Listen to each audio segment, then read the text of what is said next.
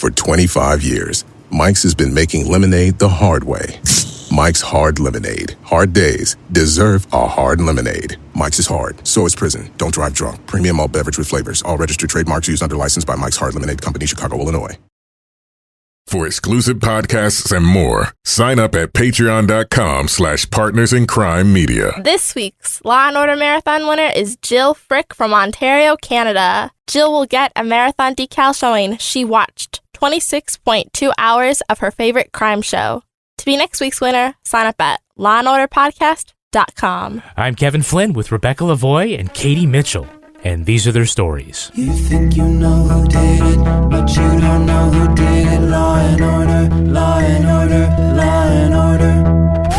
It's no ordinary police procedural, baby. It's the FNOG of police procedurals, baby. Law and order, law and order, law and order, law and order. These are their stories, these are their stories. Welcome to These Are Their Stories, the podcast about network TV's most enduring crime franchise and the real-life cases that inspired their shows. I'm Kevin Flynn. Each podcast will break down an episode from either Criminal Intent, SVU, or Original Recipe. And today we're looking at Criminal Intent, Season 4, Episode 14, Sex Club. Bacchus and Venus, East 48th Street. I know the place. Private sex club. We used to get complaints about it all the time. If that's where Merritt met Radcliffe. A mattress full of naked swingers. Not the kind of platform people want from a candidate. Joining me to do just that is true crime author and the host of Crime Writers On and Netflix's You Can't Make This Up podcast, which the initials spell out You Come To, Rebecca Lavoie. Hello, Rebecca. The role of Rebecca Lavoie is being played today by Angie Harmon. Yeah, you don't sound so good. Abby Carmichael. We're just never going to sound good together ever again. It's okay. You know, it happens. It's winter. There are germs. Things happen. And we were in a tiny closet with me. Congratulations. Yeah, it's super. I'll name the phlegm after you. And rounding out our panel is our old friend and special guest from the Date with Dateline podcast, Katie Mitchell. Hi, Katie. Hi, guys. I'm sorry. Did you call me old? Did I hear? I'm sorry. Did I hear that right? You surely not. Surely not. But we did use your last name. You got outed by the LA Times. So exciting. Oh boy, I did. What a big year for you guys. I'm blushing. I can't. Oh, yeah. No, that was a big question, whether or not to use the last names, and it was kind of a deal breaker for the interview, actually. And Kimberly and I were just staring at each other, just shaking our heads like, what do we do? What do we do? Do we insist on being first name only? Are we share? Can we do that? And we could not. We were not share level, so we had to reveal ourselves. I think it would have been a little bit different of a proposition had the article not been so incredibly flattering about the work you guys do. They seem to love your podcast just as much as I do. As you know, I am an OG Date with Dateline fan. Thank you. That was very sweet. Yeah, we were very surprised. We also didn't know if it was going to be flattering or not. We thought it was just an article with a bunch of different podcasters. So when we saw that it was just us, we were like, oh my. Oh, what do we do? Yeah. And then Kimberly's mother immediately framed like 5 copies of it. And I think they've been sent around to various locations through the city. Which is pretty funny. Now, you're one of our few resident criminal intent experts. Yes. There's few of you, but you're absolutely dedicated. They're mighty.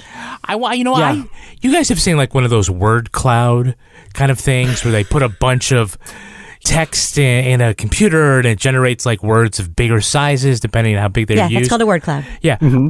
I would imagine that the word cloud for every criminal intent script, the biggest word would be maybe. Maybe. That's interesting. Or probably.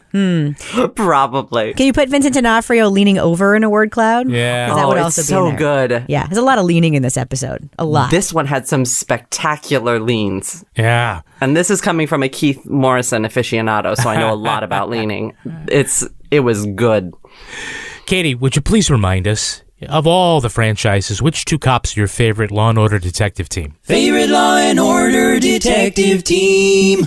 Oh, I'm going to say Goren and Eames are my favorite, especially D'Onofrio. Do you have a number 2 criminal intent team? Because in latter seasons, they had a couple of good mix-ups there. No. Okay. No, I do not. That's an acceptable answer. It's a firm answer. Rebecca just spit up all over herself, so that was a good answer. I love Eames. I gotta say, I love Goren and Eames too, but I really love Eames. What's not to love, really? She's like his handler. Like, I was just watching Westminster last week, and watching her work with him is like watching one of those ladies in those Chico's suits prance around with one of those dogs, just trying to keep him in line, Yeah. She is, and she's like half his size. She's like the pint size. It's perfect. Yeah, it's really good. Katie, who is your favorite prosecutorial team? Favorite Law and Order District Attorney Prosecutorial Team. Oh, it's probably not Criminal Intent. I feel like that's wrong to say. I'm very sorry. I don't think it is. Carver some people have said Carver, but... Okay, they have? Well, they have. Even if they haven't, go with it. Okay, yeah, Carver is my favorite. But I'm sorry, I think I love original. I'm a huge Sam Waterston fan. Yeah. Like, I think that I love, like, something about that feels like home and right to me. So, I don't know. Because he looks like Keith Morrison. He's our law daddy. Yeah, he's our law daddy. All right, now let's take a look at the first half of this episode, Criminal Intent, Season 4, Episode 14, Sex Club. Well, who's auctioning off all of his memorabilia? It's a washed-up, pajama-wearing pornographer named George Merritt. One of his centerfolds from the 70s bids on her old costume and beats out a telephone bidder angry with the outcome. Hours later, the woman is bludgeoned in her home. Maid on the floor below reported her passkey missing. That's how the perp gained entry. Took the rings off Mrs. Parsons' fingers, but the big money jewelry is still in the safe. Any other rooms burglarized? None reported, but we're canvassing. Blast from the past. A honey suit. Any idea how this got here? The Parsons were at our memorabilia auction this morning. The items that they bought, any of them missing? We're still getting an inventory. Goren and Eames learned the woman also bid on Merritt's little black book, which is now missing. Fortunately, Merritt's secretary has photocopies of all of its contents. The angry telephone bidder was the campaign manager of a U.S. Senate candidate who's in the book. The notation next to Jim Ratcliffe's name indicates he met Merritt at a couples-only sex club. But who did he go with? His ex-wife Kay denies going, but because she blushed, Goren says, she totally did. Digging through the candidate's divorce papers, they learn Radcliffe did indeed take Kate to the club, but she was not GGG. Confronted with the photocopies, the candidate reveals he's being blackmailed by the person who currently has the black book. Probably the person who, here we go, probably the person that killed the centerfold.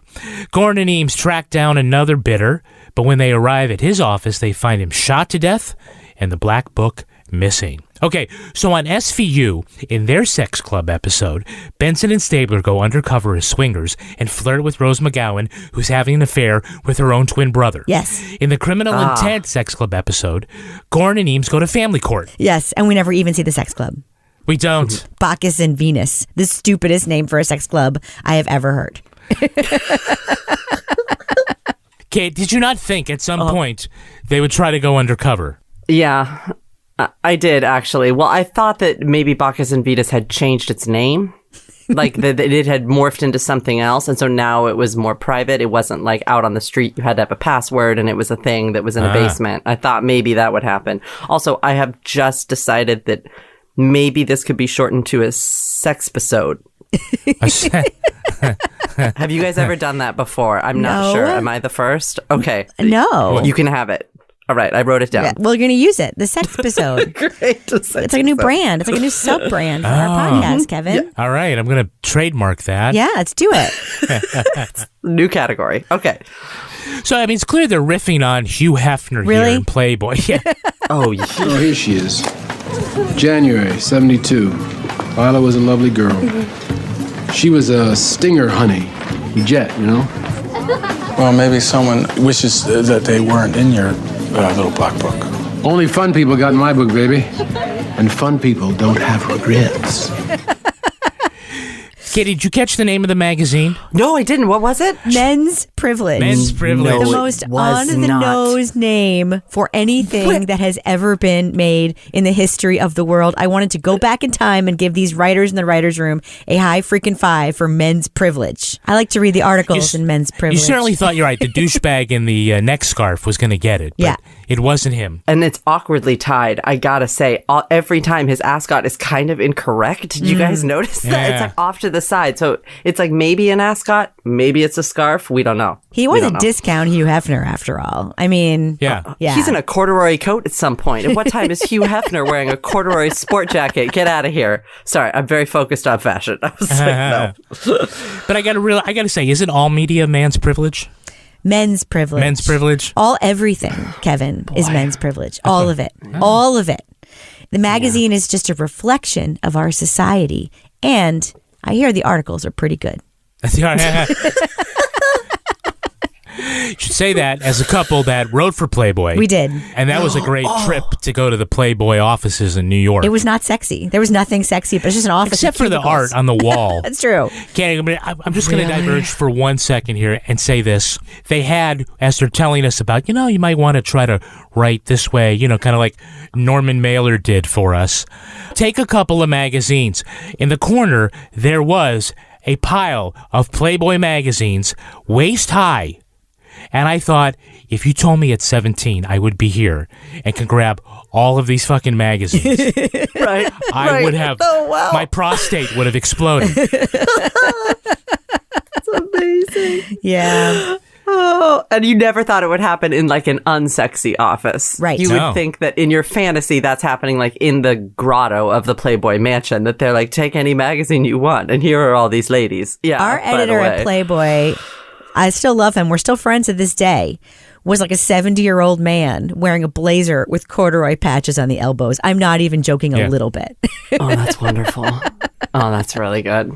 Oh, good. I don't even think he knew what pictures were in that magazine. I think he thought he was writing for the New Yorker the whole time. Oh, no, he was confused. That's sad. Yeah. All right, let's take a look at the cast. Yes. It's our very special guest star, Ms. Rosanna Arquette. Yes. She's playing ex-wife Kay Connolly, Emmy and Golden Globe nominee. I told him if he'd let the genie out of the bottle, then he would destroy our marriage, and that's what he did. First of her 2 Law & Order appearances. Rebecca, sing the song. What's that? Rosanna. Oh, I can't. You can't, I have but you no know voice. the song really was named after her. It was? It was. What? Rosanna. Exactly. Rosanna. Thank you, Oh, yeah. Katie, for backing me up. You're welcome. She was dating the guitar player or bass player or something from Toto and Really? wrote the... No, Yeah. she wasn't. She Oh, was. that's funny.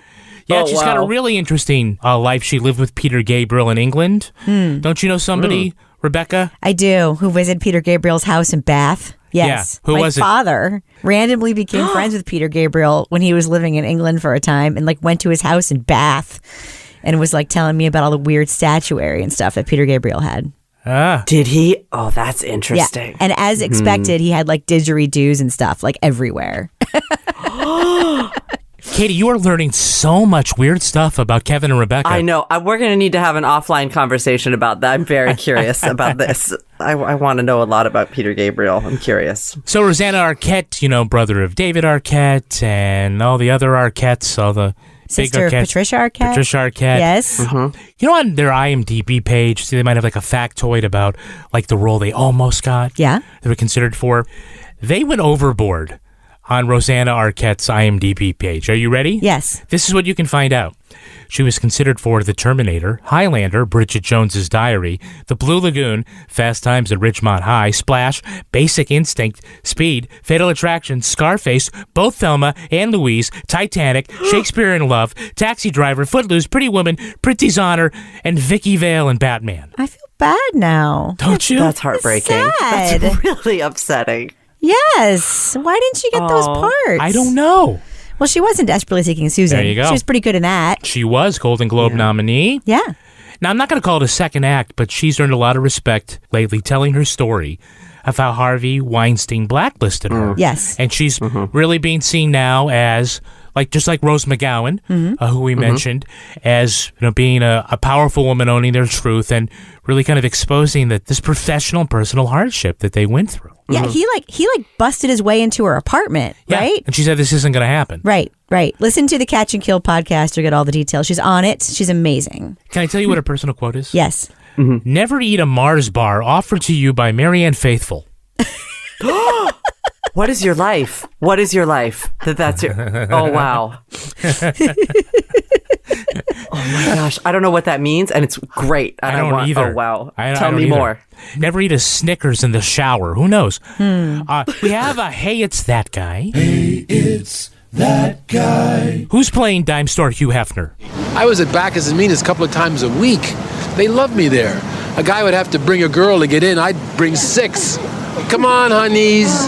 Come on. Rebecca, you go. It's famous director Peter Bogdanovich, is it not? It is. Yes. He's known for The Last Picture Show, What's Up, Doc, Paper Moon. Former partner of Sybil Shepherd. Yes. By the way, he also directed my favorite, To Sir with Love, Part 2. Oh, my goodness. I was like, wait a minute. Okay. Yeah, his wife was, he left his wife for Sybil Shepherd. He was in a brief relationship with playmate Dorothy Stratton before her murder. By the way, I think anyone who wears a neck scarf, and he really does, that is actually his real look. Peter Bogdanovich wears a neck scarf in real life? Yeah, and anyone who does ought to get it caught in an elevator door. Oh, no. Yeah, and probably has, right? Or in a paper shredder? I mean, it's a lot. Anyone who's playing Jim Radcliffe, the politician? We went there once as a married couple out of curiosity. We were both disturbed by what we saw and we left. No. He looks familiar. That's Matt Servito. Rebecca, you'll remember him as FBI agent Dwight Harris on The Sopranos. Which I didn't watch. I know you keep saying that, yes. And you keep forgetting. No, I remember. He's had 8 Law & Order appearances. How about our campaign director, Tim Holtzman? I don't need this book turning up on some website. I just hope whoever got it will be discreet. Who's that guy? I don't know his name. But I know he was in True Detective Season 3. Right, his name is Mike Watford. 10 Law & Order appearances. And he did have a supporting role as a task force detective in True Detective. I have not seen True Detective Season 3. Only 1 and 2. Oh, well, you need to see it. I do. Or you should catch him as a guitar-playing zombie in Trailer Park of Terror. Oh. Okay. I'm writing that down, too. That sounds excellent and right up my alley. Now, Rebecca, I know you are dying to tell us about our Hey, It's That Girl. Hey, it's that girl. Who is playing Lila, the centerfold? That is soap opera queen Katherine Hicklin, who was on One Life to Live for years, playing Lindsay Rappaport, a villainous, trampy, iconic, white lipstick wearing, bleached blonde soap opera babe. I owe Georgie Merritt so much, and if buying some of the wonderful things he's putting up for sale helps him just a teeny bit. Wow. I always know the soap ones. It's very embarrassing. No, that's great. Oh, so Rebecca knows her as Lindsay Rappaport. Katie, you and I know her as Mrs. David Hasselhoff. For real? For a while. Okay. Yeah. Okay. Today she is Mrs. Todd Fisher, sister-in-law to the late Carrie Fisher. Oh. Debbie Reynolds was her stepmom and all that. During the last 2 years... Step up. Stepmom? That's a step up. No, did I say step up? No, I said I'm saying it's a step up to go from being married to David Hasselhoff to being in like the Fisher family. I'm just saying. Yeah. She married up. During her last 2 years on One Life to Live, she studied hypnosis. So now she is a licensed hypnotherapist who does over 20 comedy shows a year. Huh. Oh, no, wait. I'm sorry. She does comedy shows? Comedy hypnosis shows. Nice. I didn't see that. I didn't see that for her. Okay. Wow. Yeah, I don't really see her doing that. In Vegas? I know. I think at the VFW in Ypsilanti. Got it. No, I bet she does them in real clubs. You know what was weird about that scene where she bought the gold hilariously named honey suit and held it up in front of herself in the mirror? It was like too big for her. It looked huge. What was that thing? That thing looked like paper mache, number one. That was not... I've worked in wardrobe for many years, and I was very distracted by it. Like, what is that? Why does it look like that? And why is it so large for her body? Yeah. I was worried about her. Maybe she lost a lot of weight. I don't know. Something Did happened. she shrink? She got shorter, apparently, because the torso looked like it was 8 feet long. Correct. Apparently, Rosanna Arquette was supposed to play that role, too, and she didn't get it. So at the last minute, she came in and took over. Okay, so Goren and Eames are able to get the, as up until yesterday, sealed divorce records of the Radcliffes. And Kay's dropping a lot of details about their sex club visit. Jim said he had a romantic evening planned. He took me to a club, Bacchus and Venus. I was shocked. The room was full of people having sex. I wanted to leave, but Jim told me to humor him. Men were looking at me. I felt dirty. Jim told me to perform oral sex on him while they watched. I refused and left. And then 3 months later? He insisted we do what he wanted, but this time, once we were inside the sex club, I became physically ill. I cried. Jim got angry. He said I was spoiling everything, that it wasn't sexy for me to cry. And I will say, what Radcliffe said is true. It's not sexy when you cry at a swingers club. Yeah. That's not very sex positive of him. No. It kills the mood.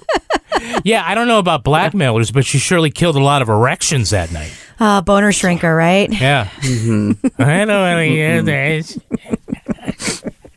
Really? That's why you really have to work that out before you go in. Yeah, you really do. You need to put your game face on. Yeah, well, you also need to do some research. If your husband's taking you to a club called Bacchus and Venus, you need to look it up. You need to be like, okay, am I wearing the right shoes? I'm not doing this. What does Zagat say about that one? You do Stefan from Saturday Night Live. This club has everything. Whips, chains, crying women who don't want to do it in front of other people. Oh, Stefan, he's so good. Well, it wouldn't be criminal intent if Goren didn't try to smell something. Oh, God. But he doesn't put his nose up to anything. He just kind of wafts his arms in the air like he's running through a tulip field. Yes. Yeah. He's like a dog. He's like basically like a corpse-sniffing dog in this episode, right? Yeah, and he's super sensitive. We just had my first Dateline corpse-sniffing dog, and he sat at the smell of like decomposing flesh. He would sit, and I'd never seen that before. Goren doesn't sit. Goren does it in a very poetic way. No, he just kind of spins around looking for where that dead body is. Yes, very gracefully. Mm-hmm. Kevin, can I ask you a question? Sure. Tortious interference. A lawyer? Worse, a Texas lawyer. Is it true that the only thing worse than a lawyer is a Texas lawyer? I loved that line. I loved it. Tortious interference. Must be a lawyer. And then just like, and it was like, it was the worst. Apparently that is the worst thing you can be. This is an episode in which they know somebody killed somebody. Mm-hmm. And yet they're saying a Texas lawyer is the worst thing you can be. Katie, I'm not going to say that Goren ever makes jumps of supposition. But he looked at the email address it went to, and it was Texas Hold'em. So he said, oh, okay, that guy Texas Holtzman, that's got to be him. He's a great detective. He's excellent. He does really good work. So we learned that like what Lila actually bid on that was really important was not her costume, but it was the black book that we didn't know existed or whatever. And we figured out that there was a black book because I guess her teenage son popped a boner. I don't know. I just wanted to hear what the girls sounded like. Like, if they're in this guy's book, they have to be hot. Okay, yeah, I was confused by Kenny's role. So we see Kenny in the distance, sort of frantically doing something in the bedroom with the phone, and you're like, what's happening? So you get a little foreshadowing, and then turns out Kenny is calling the numbers in the little black book, but when you actually see the little black book, most of the numbers seem to be men. It seems to be men that he met out and about. And he's like, I'm calling the honeys, I'm calling these women because they've got to be hot or whatever his excuse is. He's a tremendous young talent, that Kenny. But I was confused. It was a weird bridge. Do you know how they tried to show that it was like an old black book? Is the phone numbers were all like Klondike 5. Yeah. 2741. Yes. Yes. It's like your favorite convention when you call me at work, right? Is this capital 2 2471? That's wonderful. That's glorious. I could not love that more. That just sounds like straight out of Hepburn and Tracy. I really like it. It's really Should we try to figure out what yours is? What's your first three numbers? Me? Yeah. Oh, 310. 310. Is that what you're talking about, the area code? No, your the area code, like your exchange. exchange. It comes from the first two numbers of the exchange. Like whatever those letters are. So it's like Klondike 5 is 555. Right, which is a fake TV number, Yeah. which is hilarious that they would even put that in the thing, right? Yeah. So it's the first two numbers of your exchange, and then the then next 5 letter. numbers is Yeah. how they used to do phone numbers. I mean, what's the first two numbers of your home phone number? 69. I'm sorry, it's appropriate for this sex episode. Yeah. That's all I'm going to say. Wouldn't it be nice if we were always in control of the when and where in our lives? Yeah, yes, I'll get you those figures today. Mom, check it out. I learned a new song. When and where you choose to do something can make all the difference. At University of Phoenix, we make it easy to balance work, family, and school. Plus, with online classes 24/7, you get the freedom to learn when and where you want. Start your degree in tech, healthcare, or business today at phoenix.edu. Now let's take a look at the second half of this episode. The blackmailer was Rob McKenna, a former bouncer at the sex club, and the killer of centerfold Lila Parsons. McKenna, as Goren likes to say, probably recognized the politician and thought the black book would be suitable for extortion. Who would blackmail Jim? Did he tell you this? He got an extortion demand about his activities at the sex club. Wow, that doesn't make any sense. I told you that was all lies. We read your deposition. We know what your husband put you through, taking you to that club. My husband said I was too uptight, too conventional. In one of the most improbable clues ever uncovered, Goren and Eames learned that Kay and Rob had display booths right across from each other at the women's accessory trade show. You mean the women's accessories trade show? Yeah. So, she remembered Rob from back in the day, but she failed to identify his lead singer from Sugar Ray Frosted Tips he sported back then. Doing some cross-checking, they linked the black book's phone number for Radcliffe to a woman named Monique, who was the club doorknob because everybody got a turn. Oh. Kay's nanny remembers her staying out all night and the daughter being really mad about it. So Goren's theory. Kay didn't want her ex-husband to learn the secrets of the black book, thus preserving her daughter's love. So they tease Radcliffe with the threat of arrest based on their photocopy of the black book, which they refuse to turn over. His lawyer says, "Hey, I've listened to enough podcasts to know you have to disclose that evidence to me." Brady violation. Carver lets him take him to court and just tanks the hearing, all for the benefit of Kay, who now knows that Radcliffe will get a copy. Goren and Carver tell Kay if someone else confessed to McKenna's murder, Radcliffe would never be charged and never see the evidence. Hell, they'll even destroy the evidence just to sweeten the deal. Oh, my God. She says, you're exactly right. Kay confesses, Radcliffe drops out of the race, and Carver puts the photocopy in the shredder. Okay, so McKenna killed to get the black book because he thought it would prove Radcliffe went to a sex club, but nobody knows what's in the black book, so how could he?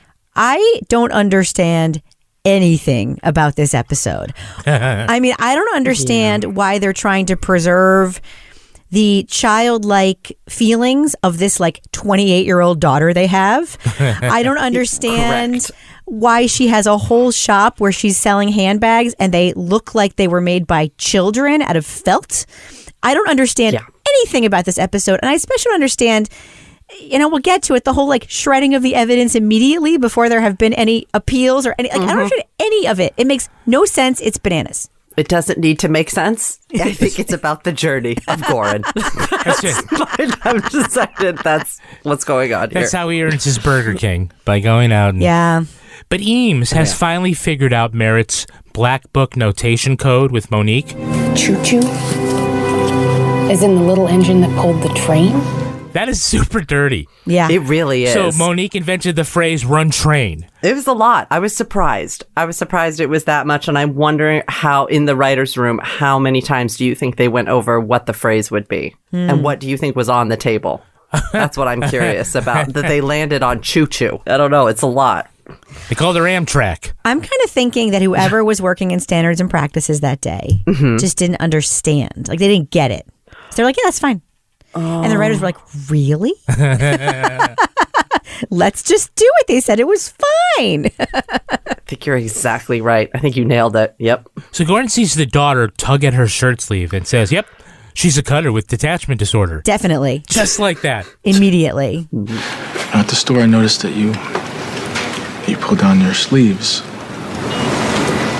You're hiding scars. Not a junkie. You were a cutter? Who were you mad at? Your mom? Mom and I are tight now. We're best friends. Don't bother going to therapy. I already cured you. I figured it out. That's right. Just by seeing you. I did not think that, by the way. Did anyone else get that immediately, that she was a cutter besides Goren? Did either of you? I did. I did. Only because it was very ham-fisted and like lingering, the way the camera sort of stayed as she slowly tugged down each of her very long sleeves. I wondered if it was another TV show. Yeah. But because she did it in front of Goren, you totally know something that meant something. It had to have meant something. Yeah. Oh, I thought it was, I thought that she was a needle user. I thought she was an addict. Yeah. That's what I did not think it was the other. I was like, oh, she's an addict? Wait, what's happening? Where's this going to go? And then, no, I was dead wrong. But she's so upset. Yeah. She's so upset with Mom. Well, she has almost the same name as the girl from The Exorcist. You'd be upset too. That's Regan? Yeah, she really does. And also, she's almost as old as Rosanna Arquette, so that's confusing. I was like, what happened to you? You have that disease. I didn't know. She was not young. Is it normal for the judge to get that angry?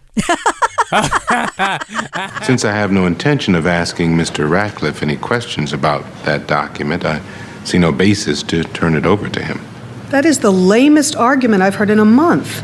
If it's evidence, he has a right to examine it. I'm granting his motion. Did you guys see? That's the lamest excuse I've ever heard. She wasn't wrong. Well, I think the way why it was written like that is so that the audience understood that Carver wasn't trying, that this is all a ruse. It's just a show. It's the only way I can get the defense to get the stuff is to lose in court. Yeah. Is to use the court system. Okay. Yes. Yeah. Mm-hmm. Mm-hmm. So that she could come in and say, what? What was that all about? Yeah. Yeah, I just don't think that is legal or cool, but whatever. No. This whole episode makes no sense. So they have the obligatory Goren explication, and so he spins up Kay, right, by telling her, like, if you confess to killing McKenna... But isn't it true that if she confessed, then your behavior at that club 14 years ago, it would not have to be exposed? If she confessed and agreed to a plea bargain, she would not have to reveal the motives of her acts. In this address book, the only existing copy of it? If she waived the right to appeal, the copy would be destroyed. And then the past would be in the past, you see? And nobody could use it against you or to hurt Regan. Nobody has to know why. Not his mom, not the newspaper. Yep. Nobody has to know why you killed this guy. So here's the thing. This whole motive that Kay has here, allegedly, is to not mess up the relationship she has spent years rebuilding with her daughter. Right. Mm-hmm. I know of one outstanding way to mess up that relationship. Going to prison will definitely mess up that relationship. What is she doing? And why is her lawyer not intervening every 2 seconds being like, we're leaving. Like she starts and then she just stopped and like lets her client confess when she says her motivation is to preserve her relationship with her daughter. And she's going to be going to prison, which will 100% wreck that relationship. Oh, yeah. The lawyer's just stunned by Goren. She just can't stop watching.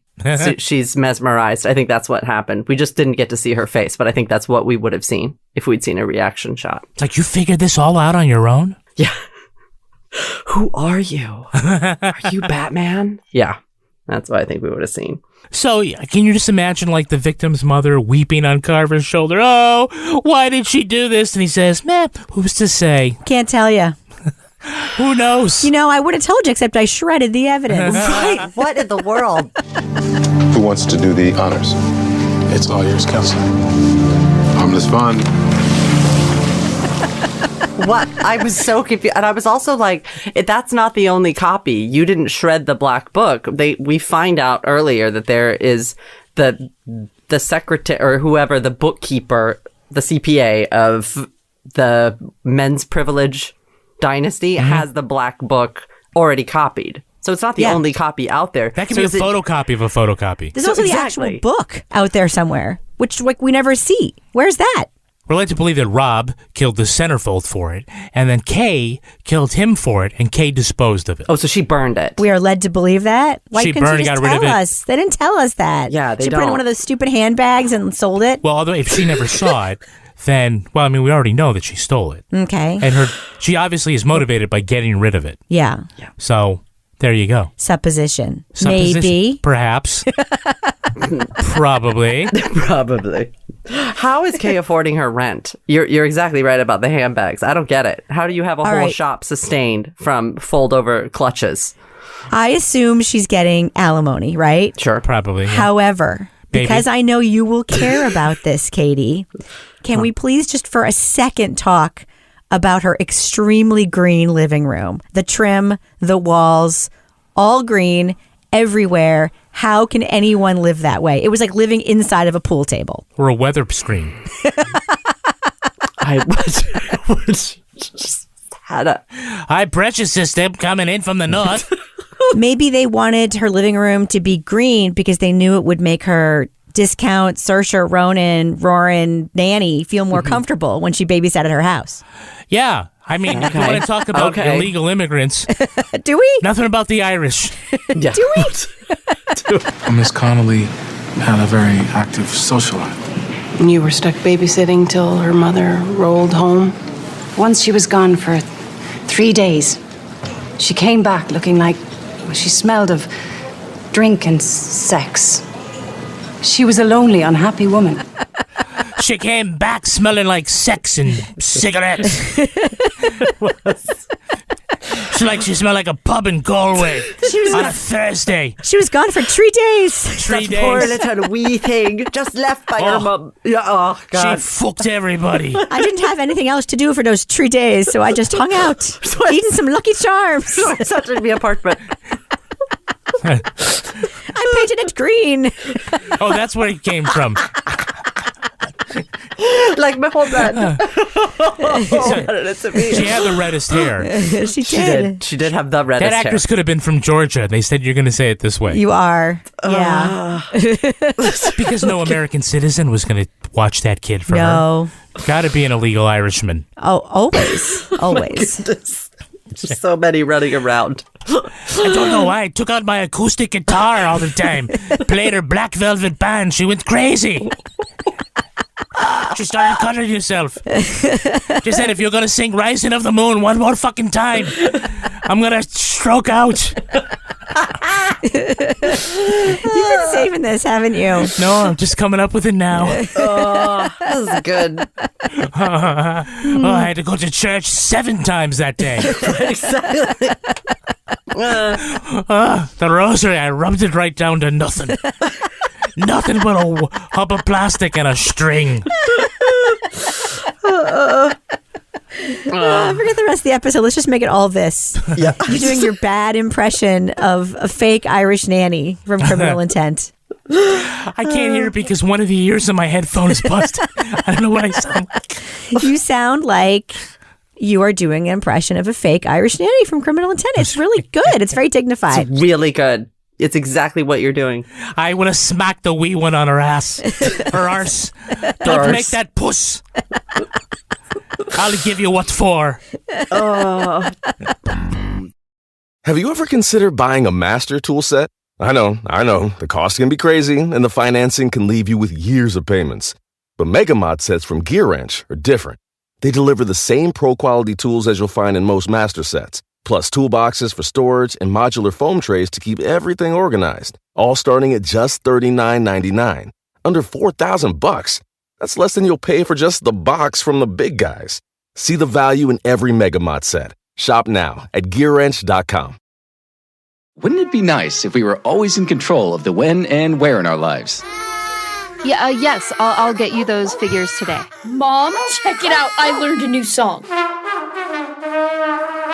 when and where you choose to do something can make all the difference. At University of Phoenix, we make it easy to balance work, family, and school. Plus, with online classes 24/7, you get the freedom to learn when and where you want. Start your degree in tech, healthcare, or business today at phoenix.edu. Well, let's take a look at the real-life story that inspired this episode. It's time for Ripped from the Headlines. You think you know who did it. You think you know who did it. But you don't know who did it. You don't know who did it. Ripped from the headlines. Inspiration for this episode comes from the sex scandal surrounding actress Jeri Ryan, best known as the Borg 7 of 9 on Star Trek Voyager. Jeri and her husband Jack Ryan commuted between Los Angeles and Chicago, where he was an investment banker with political ambitions. The travel was difficult on the couple's relationship, and after an 8-year marriage, they filed for divorce in 1999. When Jack Ryan ran for US Senate in 2003, the media sought to open up the couple's sealed divorce files. In them were revelations that he forced his ex-wife to accompany him to sex clubs in New York. Jeri Ryan said she left the club in disgust, and Jack said it was out of his system. But he allegedly coerced her into going to sex clubs in New Orleans and in Paris. She said he tried to get her to have sex in front of other people and claimed this led to the end of the marriage. When the court files were opened, the politician denied the details, but Jeri Ryan didn't refute her statements. Although he had already clinched the Republican nomination, Jack Ryan dropped out of the race days later.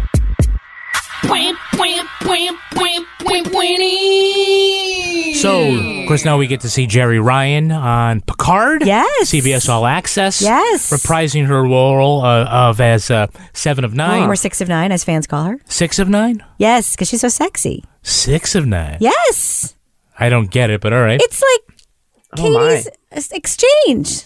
Come on. It's a joke a 12-year-old boy would make. Wait, did you say sex of 9 with an E? 6 of 9. Oh, never mind. I can't hear with this busted headphone. No, 6 of 9. It's like, you know. It's a... Oh, 6 of 9. I get it. Jesus Christ. Rebecca had to take her fingers and demonstrate. And made like 2 OK signs and turned one of them upside down. And like 6 of... Oh. Now you get it. I get it. She's so sexy. She's just a banging bod. Yes, but apparently she's not into the sex club. True detail. Good for her. Ryan told Jeri that crying in the swingers club was not a turn on. Really? That's a real life detail. That's a real life detail. Listen, I don't want to come across as somebody who would judge anybody who was into this, because if you're into it, good for you.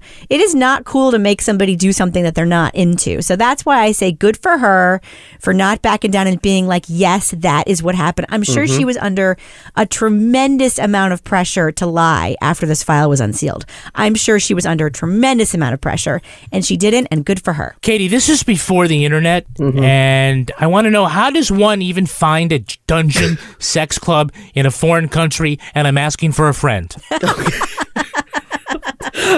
in the pre-internet times. Okay, so I think it's got to be word of mouth, right? And there's certain streets, I think, that probably, and so I think you hear Does about he speak this French? street. I mean, how would he? Yeah. The street. Okay, first of all, I'm sorry. Who is Jack Ryan? Am I supposed to know who that is? Because the only Jack Ryan I know is like Air Force One, like the Harrison Ford. Like isn't he Jack Ryan? So who's the real life Jack Ryan? It's a different Jack Ryan, though. Okay. Yeah, no, he was a politician. He was a rich guy who ran for office. He ran for Senate, right? He did. Did he? Okay, I've never heard of him before. Well, he didn't win, so that's one of the reasons why he sort of vanished into the background. Jeri Ryan described that club as bizarre, with cages and whips and toys hanging from the ceiling. So do you think the owners were like trying to come up with an aesthetic, and they went to Applebee's and they said, as I look around, we could have handcuffs, but it's got to be from the local police department. And they need flair. Flair. Yeah. Cheerleader's costume from the local high school. Yes. Oh, Lord. Yes. Oh, my goodness. Yes.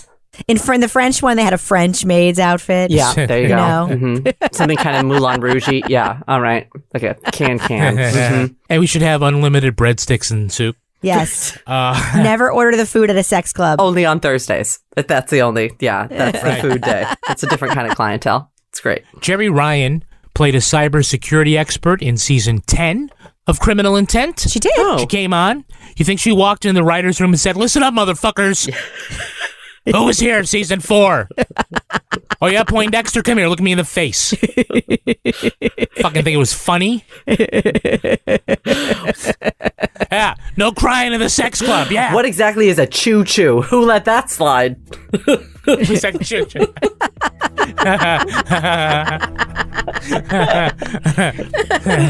That's exactly what happened. Mm-hmm. Jack Ryan dropped out of that race. Any idea who won? What municipality was this? This was U.S. Senate from Illinois. Anybody? Illinois. Would that be Barack Obama? That would be one Barack Obama. Oh, my goodness. Wow. Skated his way to the U.S. Senate from Illinois. Oh, my goodness. So thank you, Jeri Ryan. Thanks, Jeri Ryan. Beat out someone named Jack Ryan. That's impressive. Sorry, Jack Ryan is a power name. That's right. Thanks to Jeri Ryan, we all get birth control as part of our health plans. Thanks, Jeri. I have a pre-existing condition. Hey, that's going to do it for us. We want to thank our special guest, Katie Mitchell. Katie, where can our listeners follow you online? Oh, you can follow us at Dateline on Instagram and Twitter and probably Facebook, although it's not checked often, as Kimberly insists that I say. But we are there, and we are a date with Dateline, and soon to be a datewithdateline.com. Oh, very exciting. It's coming. Nice. Interactive website. And Rebecca Lavoie, how can our listeners follow you? You can follow me on Twitter or Instagram at Angie Harmon. Just kidding. It's at Reb Lavoie. And you can tweet to us at Law & Order Pod or follow us on Instagram at These Are Their Stories Podcast. Our newsreader was Cy Frater. Our theme music was composed and performed by Uncanny Valleys. Line editing by Henry Lavoie. Content assistance from Travis Roy. Lily Flynn handles promotions. To get ad-free episodes of These Are Their Stories a week early, sign up for Stitcher Premium. Get your first month free at stitcherpremium.com/crime. All clips in this podcast were used in compliance with the U.S. Copyrights Act fair use exemption for criticism and commentary.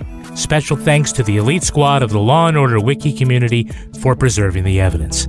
If you want to know what episodes we're talking about in our upcoming shows, go to lawandorderpodcast.com. Sign up for our newsletter for a chance to be our next Law & Order Marathon winner. These Are Their Stories was recorded in the Yoga Loft above the Bodega in Bay St. Louis, Mississippi studio and is a production of Partners in Crime Media.